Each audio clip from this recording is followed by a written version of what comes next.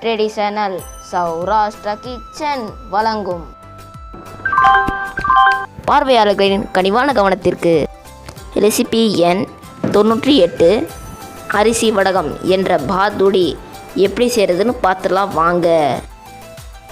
அதுக்கு முன்னாடி traditional Saurashtra kitchen சேனலுக்கு சப்ஸ்கிரைப் பண்ணாதவங்க சப்ஸ்கிரைப் பட்டனை கிளிக் பண்ணிக்கோங்க. அப்புறமா அதுக்கு பக்கத்தில் இருக்கிற பெல் நோட்டிஃபிகேஷன் ஐக்கானை கிளிக் பண்ணிக்கோங்க. அதில் ஆல்ன்ற ஆப்ஷனை கிளிக் பண்ணிட்டீங்கன்னா எங்களுடைய டெய்லி வீடியோஸ் உங்கள் நோட்டிஃபிகேஷனில் வந்து சேரும். வாங்க இப்போ நம்ம வீடியோக்குள்ளே போகலாம். பச்சரிசி 3 கப், பச்சரிசி குருணை 2 கப், 2 அரிசியும் தனித்தனியாக எடுத்துக்கிறோம். உப்பு தேவையான அளவு, ரசப்பொடி உங்கள் காரத்துக்கு ஏற்ற மாதிரி நீங்கள் எடுத்துக்கோங்க. இது எப்படி செய்கிறதுன்னு நாங்கள் லிங்க் டிஸ்கிரிப்ஷனில் கொடுக்குறோம், பார்த்து செய்து கொள்ளுங்கள். எண்ணெய் சிறிதளவு, ஜீரகம் 3 ஸ்பூன். பாருங்கள் ஃப்ரெண்ட்ஸ், முதல்ல நம்ம அரிசியை வேக வச்சு எடுத்துக்க போகிறோம். நம்ம எப்பயும் போலையே அரிசியை 2 தண்ணி கழுவிட்டு அப்புறமா எப்பயும் சாதத்தை வடிக்கிறது போலையே வடித்து இந்த மாதிரி ஆற வச்சு எடுத்துக்கலாம்.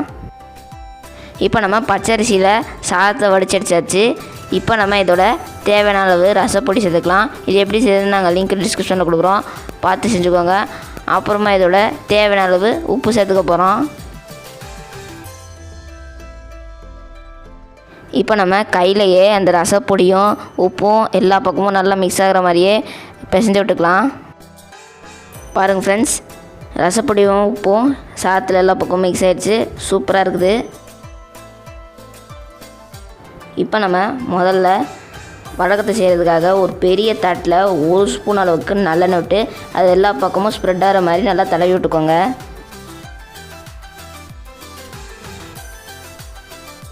பாருங்கள் ஃப்ரெண்ட்ஸ், இந்த மாதிரி நம்ம நல்லா இதை ஸ்ப்ரெட் பண்ணி விட்டாச்சு. பாருங்கள் ஃப்ரெண்ட்ஸ், இப்போ நம்ம எண்ணெய் எல்லா பக்கமும் போகிற மாதிரி கையாலேயே தட்டுப்புறாவும் நல்லா தடவி விட்டாச்சு. இப்போ நம்ம செஞ்சு வச்சுருக்கிற சாதம், ரசப்பொடி, உப்பு கலந்த அந்த சாதத்தை எடுத்து இந்த மாதிரி ஒரு சின்ன உருண்டை எடுத்து அதை வந்து கையால் ஒரு தடவை ப்ரெஸ் பண்ணி இதில் ஒன்று ஒன்றா வச்சுட்டே வந்துடலாம். எல்லாத்தையும் இதே மாதிரியே நீங்கள் செஞ்சுக்கோங்க. இப்போ நம்ம இன்னும் 2 கப்பு எடுத்தோம் இல்லையா, அந்த 2 கப்பு பச்சரிசியை எடுத்து அதில் தேவையான அளவு உப்பு சேர்த்துக்கலாம். அதில் ஏற்கனவே நம்ம முன்னாடி சொன்ன மாதிரியே சாதத்தெல்லாம் எப்போயும் வடிக்கிற மாதிரியே வடித்து வச்சாச்சு. இதில் நம்ம எடுத்து வச்சுருக்கிற ஜீரகத்தை சேர்த்துக்கலாம்.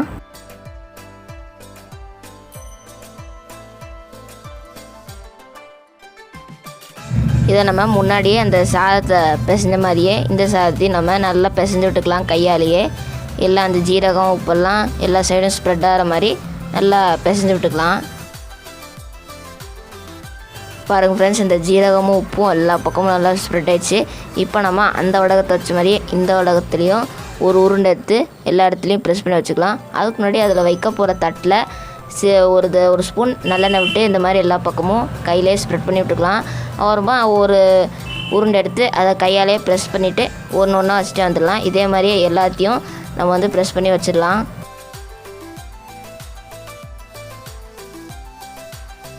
இப்போ நம்ம சொன்ன மாதிரியே எல்லா சாதத்தையும் இந்த மாதிரி வச்சுக்கலாம்.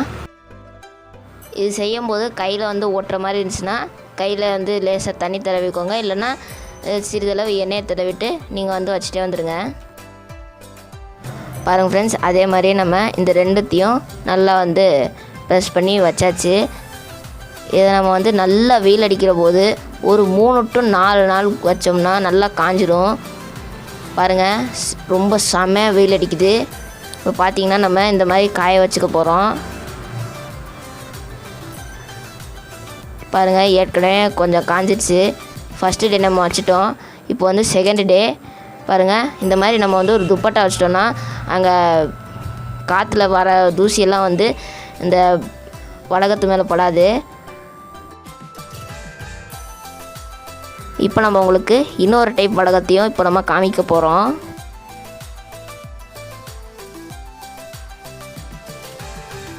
நாம் பேசின வச்சோம் இல்லையா, அந்த ரசம் கலந்த சாதம் இல்லைனா அந்த ஜீரக கலந்த சாதம், அந்த 2த்தில் ஒன்று இந்த மாதிரி இந்த அச்சில் போட்டு நம்ம நல்லா இது பண்ணி எடுத்தோன்னா அந்த முறுக்கு மாதிரி வரும்.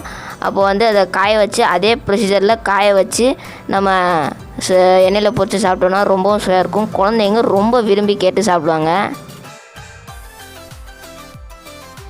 இந்த மாதிரி நம்ம வந்து தட்டில் கொஞ்சம் கொஞ்சமாக புழிஞ்சிட்டே வர போகிறோம். நீங்கள் வேணும்னா அந்த முறுக்கு மாதிரி கூட நீங்கள் பண்ணிக்கலாம். நாம் இன்றைக்கி இந்த மாதிரி தான் பண்ணுறோம். இது வந்து புளியறதுக்கு ஒன்றும் ஹார்டெல்லாம் இருக்காது, ரொம்ப ஈஸியாக புளியலாம். உங்கள் குழந்தைங்க கூட புளியலாம், அந்தளவுக்கு ஈஸியாக நீங்கள் வந்து புளியலாம், டைட்டெல்லாம் இருக்காது. அவ்வளோதான் ஃப்ரெண்ட்ஸ், இதுவும் ரெடி ஆகிடுச்சு. இதே நம்ம வந்து நல்ல வெயிலில் ஒரு 3 to 4 நாள் காய வச்சோன்னா சூப்பராக வடகம் ரெடி ஆகிடும். இதை நம்ம பொரித்து சாப்பிட்டுக்கலாம். பாருங்கள், நம்ம வந்து காய வச்சிட்ருக்குறோம். பாருங்கள் ஃப்ரெண்ட்ஸ், 2 days காஞ்சிடுச்சு நல்லா. இந்த மாதிரி பாருங்கள், 2 நாள் காஞ்சிடுச்சு.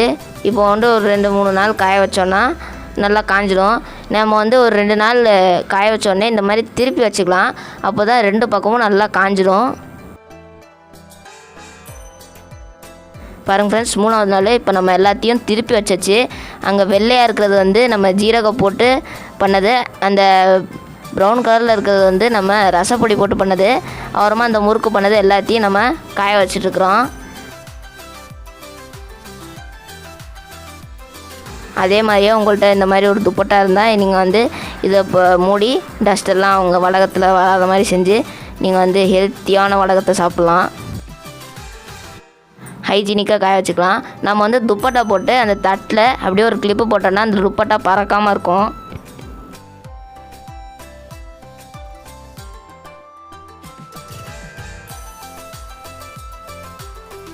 பாருங்கள் ஃப்ரெண்ட்ஸ், டே 3 நல்லா காஞ்சிடுச்சு.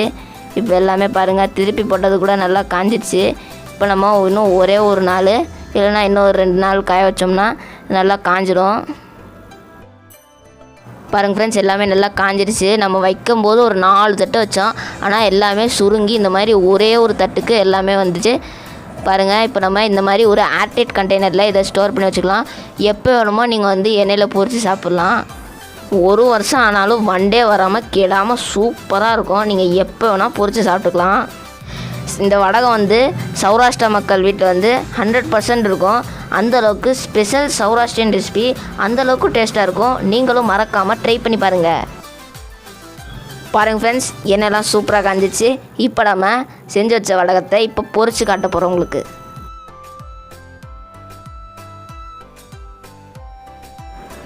இப்போ நம்ம முதல்ல முறுக்கு மாதிரி செஞ்சோம் இல்லையா, அதை பொரிச்சு எடுக்க போகிறோம். பாருங்கள், போட்ட உடனே சூப்பராக அப்படியே பொரிஞ்சு மேலே வந்துடும். பாருங்கள் ஃப்ரெண்ட்ஸ், போட்ட உடனே அப்படியே மேலே வந்து ஒயிட் கலரில் அப்படியே பொரிஞ்சு வந்துடுச்சு. சௌராஷ்டிரியன் மக்கள் வீட்டில் வந்து இந்த வடகம் இல்லாத வீடே இல்லைன்னு கூட சொல்லலாம். அந்தளவுக்கு எல்லோரும் வச்சுருப்பாங்க. அவ்வளோதான் ஃப்ரெண்ட்ஸ், எண்ணெயில் போட்டோடனே நல்லா இந்த மாதிரி பொரிஞ்சு வந்துச்சு. நம்ம சிறிதளவு தான் போட்டோம், ஆனால் இந்த மாதிரி பொரிஞ்சு சூப்பராக வந்துடுச்சு. இப்போ நம்ம இதை எடுத்து வச்சிடலாம். இப்போ நம்ம இன்னும் வந்து 2 வடகத்தை சுட்டு காட்டுறோம், அதாவது பொரிச்சு காட்டுறோம். இப்போ நம்ம ரசப்பொடி சேர்த்த வடகத்தை பொரிச்சு காட்ட போகிறோம். பாருங்கள், நல்லா சூப்பராக அந்த மிளகெல்லாம் தெரியுதுல்ல. இப்போ நம்ம அதை எடுத்து கடாயில் எண்ணெயில் பொரிச்சு காட்ட போகிறோம். எண்ணெய் காஞ்சோடனே நம்ம மீடியம் ஃப்ளேமில் வச்சு தான் ஃப்ரெண்ட்ஸ் இது எல்லாத்தையும் பொரிக்க போகிறோம். இது வந்து டக்குன்னு போட்டோடனே டக்குன்னு பொரிஞ்சு வந்துடும். அவ்வளோதான் ஃப்ரெண்ட்ஸ், இப்போ போட்டாச்சு. பாருங்கள், போட்டோடனே அப்படியே இந்த மாதிரி லேசாக இந்த மாதிரி கடாயில் இந்த கரண்டியில் இந்த மாதிரி பண்ணி விட்டிங்கன்னா அப்படியே பாருங்கள் ஃப்ரெண்ட்ஸ், ஒயிட் கலர் நல்லா பொரிஞ்சு வருது. நம்ம வந்து இந்த மாதிரி ஒரு கரண்டி வச்சு எல்லாத்தையும் பொரிச்சு எடுத்தோம்னா நமக்கு வந்து எண்ணெய் ஸ்ட்ரெயின் பண்ணுறதுக்கு ஈஸியாக இருக்கும். பாருங்கள் ஃப்ரெண்ட்ஸ், கொஞ்சம் நேரத்துலேயே சூப்பராக பொரிஞ்சு வந்துடுச்சு. இப்போ நம்ம சூப்பராக அதை பொரிச்சு எடுத்தாச்சு. இப்போ நம்ம ஜீரகம் சேர்த்த வெள்ளை கலரில் இருக்கிற வடகத்தை பொரிச்சு எடுத்துக்கலாம். இப்போ நம்ம ஜீரகம் போட்ட வடகத்தை எண்ணெயில் பொரிச்சு எடுத்து வச்சுக்கலாம். பாருங்கள், போட்டோடனே அப்படியே அந்த வெள்ளை கலரில் அப்படியே மேலே வந்துடும்.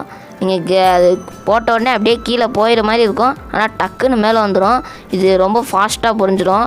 இப்போ நம்ம அதை பொரிஞ்ச உடனே எடுத்து ஒரு தட்டில் மாற்றி வச்சுக்கலாம். இந்த வடகத்தை வந்து நம்ம பச்சரிசி, புழுங்கலரிசி, என்ன அரிசியில் வேணாலும் செஞ்சுக்கலாம். ரொம்பவும் டேஸ்ட்டாக இதே மாதிரியே மொறுன்னு சூப்பராக வரும். பாருங்கள், இப்போ நம்ம ஒன்று உடச்சி காட்டுறோம். பாருங்கள், உடச்ச உடனே சூப்பராக மொறுன்னு வந்துச்சு.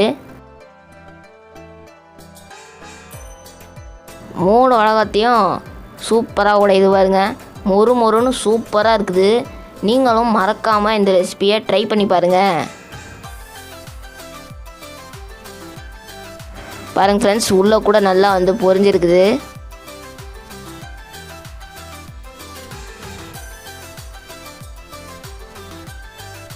அவ்வளோதான் ஃப்ரெண்ட்ஸ். இப்போ நம்ம இதை வந்து ஒரு ஏர்டைட் கண்டெய்னரில் ஸ்டோர் பண்ணி வச்சோன்னா 1 வாரம் ஆனாலும் நமத்து போகாது. நல்லா மொறு மொறுன்னு சூப்பராக இருக்கும். இதை நம்ம ஸ்நாக்ஸாகவும் சாப்பிட்லாம். இல்லைன்னா ரச சாதம், தயிர் சாதம், குழம்பு சாதம், சாம்பார் சாதம் அப்படின்னு எல்லா சாதத்துக்கும் தொட்டுக்கிட்டு சாப்பிட்டுக்கலாம். ரொம்பவும் சுவையாக இருக்கும். ரொம்பவும் கிறிஸ்பியாக இருக்கும். நம்ம வந்து வெளியில் வந்து ஸ்நாக்ஸ் வாங்கி சைடிஷை சாப்பிட்றதுக்கு பதிலாக இந்த மாதிரி வீட்டிலே நம்ம வடகத்தை செஞ்சு சாப்பிட்லாம். ரொம்பவும் டேஸ்ட்டாக இருக்கும். நாங்கள் செஞ்சு எல்லாத்தையும் வடகத்தையும் ஸ்டோர் பண்ணி வச்சுட்டோம். அப்புறமா சாப்பிடுவோம். நீங்களும் மறக்காமல் செஞ்சு பார்த்துட்டு எப்படி இருக்குன்னு உங்கள் சஜஷன்ஸை கமெண்ட் செக்ஷனில் சொல்லுங்கள். விதவிதமாக சாப்பிடுங்க, ஆரோக்கியமாக இருங்க. அவ்வளோதான் ஃப்ரெண்ட்ஸ். இந்த வீடியோ உங்களுக்கு பிடிச்சிருந்துச்சுன்னா லைக் பண்ணுங்கள். உங்கள் ஃப்ரெண்ட்ஸ் அண்ட் ரிலேட்டிவ்ஸோட இந்த வீடியோவை ஷேர் பண்ணுங்கள். உங்கள் சஜஷன்ஸை கமெண்ட் செக்ஷனில் சொல்லுங்கள். வயிற்றில் பசி, நாவில் ருசி. மீண்டும் அடுத்த வீடியோவில் சந்திப்போம்.